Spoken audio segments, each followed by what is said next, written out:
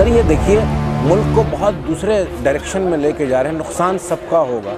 राहत साहब एक बात बोलते थे ना, चले गए दुनिया से कि लगेगी आग तो आएंगे घर कई जद में, यहाँ पे सिर्फ हमारा मकान थोड़ी है। समाज के हर वर्ग को नुकसान होना है, वो सिर्फ एक अफीम चटा रखा है इन्होंने, डिवाइड एंड रूल की, सबको बेरोजगार, सारा युवा परेशान है भाई, बेरोजगारी है, कहीं किसी को रोजगार नहीं मिल रहा है। इससे इम्पोर्टेंट कोई चीज़ होती है क्या? आप देख लीजिए साहब, मोदी जी का वक्तव्य था ऑन रिकॉर्ड, आप सुनेंगे पत्रकार महोदय जब वो मुख्यमंत्री थे गुजरात के, कि भाइयों बहनों मैं भी एक प्रदेश चला रहा हूँ, रुपया ऐसे नहीं गिरता है, जब जब डॉलर के मुकाबले रुपया गिरता है तो दिल्ली में बैठी हुई सरकार की प्रतिष्ठा और गरिमा गिरती है। आज तो खुद बरसर इख्तिदार हैं दिल्ली में बैठे हुए। क्या कहेंगे जिस तरीके से इधर आप भारत जोड़ने में लगे हुए हैं और उधर राजस्थान में जो है आप ही की पार्टी में दो गुट बन गए? नहीं, कोई गुट नहीं है। देखिए हमारे यहाँ इंटरनल डेमोक्रेसी है, हम तानाशाही थोड़ी ना करते हैं। हर विधायक को बोलने का अधिकार है, अपनी राय रखने का अधिकार है, इसलिए वो डिसीज़न हो चुका है। सब लोग आएंगे दिल्ली, राष्ट्रीय अध्यक्ष से मिलेंगे, उनसे अपनी बातें रखेंगे और जो कंसेंसस बेहतर होगा वो काम किया जाएगा। लोकतंत्र है ना भाई, किसी बात को थोपने की ज़रूरत नहीं होती है। हमेशा किसी भी पार्टी में जिसमें इंटरनल डेमोक्रेसी होती है वहीं किसी का राइट टू एक्सप्रेशन नहीं छीना जाता। इसलिए कांग्रेस में है सबको फ्रीडम, कांग्रेस ने आज़ादी दे रखी है, कोई प्रॉब्लम नहीं है। आपको नहीं लगता युवाओं को मौका देना चाहिए, सचिन पायलट को मौका देना चाहिए, आगे आ रहे हैं? सचिन पायलट जी के पक्ष में विधायक होंगे तो बिल्कुल पार्टी उनको मौका देगी और मिलना चाहिए मौका नौजवानों को। पार्टी से थोड़ी ना है, वो भी आपकी पार्टी से है, दावर नेता है, विपक्ष है। मेरी बात मेरी कब तक देश की जनता झेलेगी? मतलब दोनों पार्टियों का यही हाल है, बैड गवर्नेंस पे कभी बात नहीं होती, जैसे कि अभी राजस्थान में हो रहा है। कि बैड पॉलिटिशियन नहीं तो क्या है फिर? बैड गवर्नेंस और बैड पॉलिटिक्स दोनों में फ़र्क होता है। फ़र्क होता है बिल्कुल। गवर्नेंस तो बहुत बेहतर है, वहाँ रूल ऑफ लॉ है, जहाँ जहाँ कांग्रेस की सरकार है वहाँ कानून का राज्य है। और जहाँ बैड गवर्नेंस की बात है तो मीडिया के बंधुओं को वहाँ देखना चाहिए। उत्तराखंड में बैड गवर्नेंस है, एक हमारी बहन अंकिता के साथ कितना निर्भय जघन्य अपराध हुआ है। उसके साथ भी होता है, जो बच्चा था उसके साथ भी यही हुआ था राजस्थान में उसका। मगर राजस्थान में जब हुआ तो वहाँ पुलिस ने त्वरित कार्रवाई करके उनके ऊपर एक्शन लिया। जो कानून में प्रावधान है वो होता है। इनके तरह थोड़ी होता है कि कठुआ में किसी बच्ची का बलात्कार हो और बलात्कारी के समर्थन में रैली निकले। ये हिंदुस्तान थोड़ी है, इस हिंदुस्तान की कल्पना नहीं की गई थी जिस तरह से कर रहे हैं। इनकी तरह थोड़ी होता है कि बलात्कारियों को माल्यार्पण किया जाए। इनकी तरह थोड़ी होता है कि जो लिंचिंग करके किसी इंसान को मौत के घाट उतार के जेल से बाहर आए तो कैबिनेट मिनिस्टर उनको लड्डू खिलाएं। सर ये देखिए, मुल्क को बहुत दूसरे डायरेक्शन में लेके जा रहे हैं, नुकसान सबका होगा। राहत साहब एक बात बोलते थे ना, चले गए दुनिया से कि लगेगी आग तो आएंगे घर कई जद में, यहाँ पे सिर्फ हमारा मकान थोड़ी है। समाज के हर वर्ग को नुकसान होना है, वो सिर्फ एक अफीम चटा रखा है इन्होंने, डिवाइड एंड रूल की, सबको बेरोजगार, सारा युवा परेशान है भाई, बेरोजगारी है, कहीं किसी को रोजगार नहीं मिल रहा है। इससे इम्पोर्टेंट कोई चीज़ होती है क्या?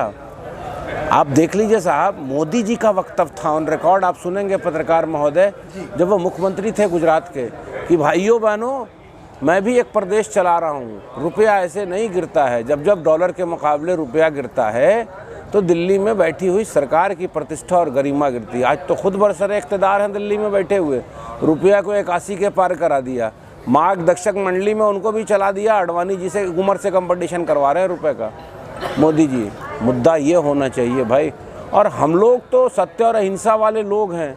ये देखिए आप तो चल रहे हैं साथ में पद यात्रा में, कैसे ये पीपल्स मूवमेंट हो गया है।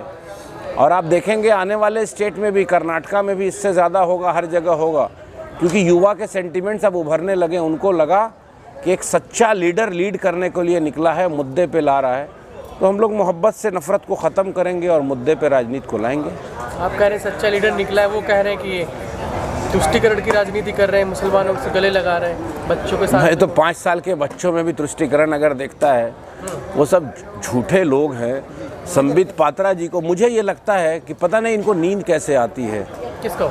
ये जो बीजेपी के प्रवक्ता हैं, हमेशा झूठ, हमेशा नफरत की बातें चैनल पर बैठ के करते हैं। रात की नींद कैसे आती है? इंसान इतना झूठ बोलेगा तो उसको सुकून भी नहीं मिलेगा। अब पेड़ हैं, पता नहीं, अब उसी इश्यूज़ पर उनको बोलना होता है तो बोलते रहते हैं। आपको नहीं समझ में आ रहा, आप भी तो, हम तो देख रहे हैं कि डे 1 से आप लोग यात्रा को फॉलो कर रहे हैं। समाज के हर वर्ग के लोग, हर उम्र के लोग कितना उत्साह के साथ और कितना भरोसे के साथ हमारे नेता राहुल गांधी जी से मिल रहे हैं, तो उनको बोलने दीजिए, क्योंकि चर्चा उसी की होती है ना। जब वो बैकफुट पर आए तो परेशान है, तो फालतू बातें करने लगे हैं। ये तो वो भी कर रहे हैं सर, सबका साथ सबका विकास, लेकिन मस्जिद में भी गए हैं अभी। देखिए, मस्जिद में जाना, मंदिर में जाना, गिरजा में जाना किसी को मना नहीं है। सबका साथ और सबका विकास। आपको पता है कि यूपीए 2 के टाइम में ऑन रिकॉर्ड सरकारी आंकड़ा है, 22 करोड़ लोगों को गरीबी रेखा से ऊपर यूपीए 2 ने लाया था। मोदी जी ने 8 साल में 24 करोड़ लोगों को गरीबी रेखा से नीचे डाल दिया।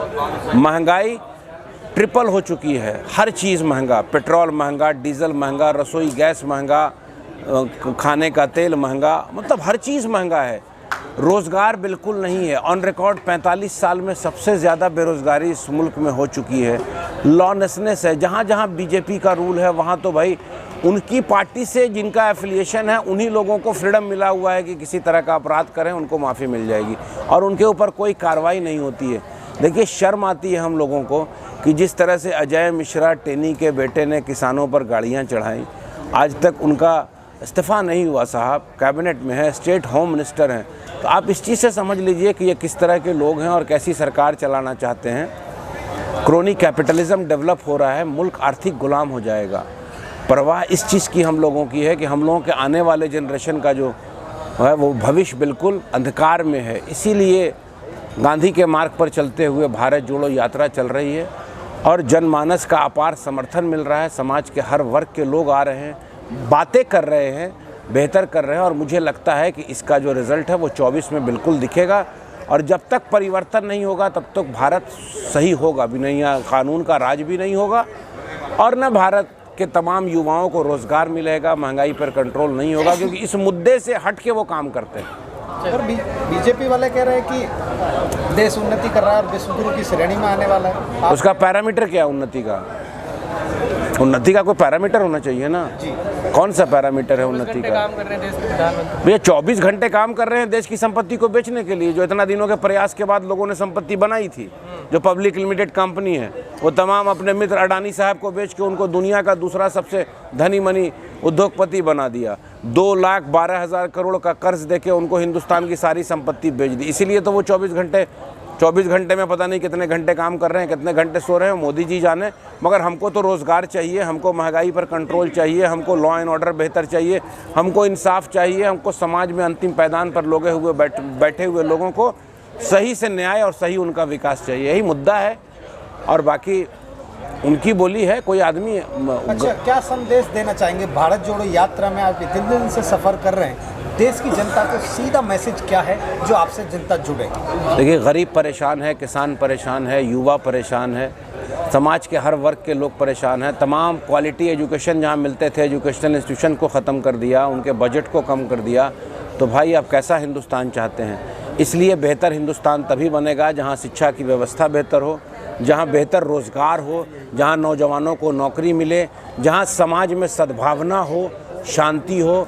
तभी ये समाज भी बेहतर बनेगा, तभी ये देश भी सशक्त बनेगा, और नौजवानों को उनका जो अधिकार है वो मिलेगा।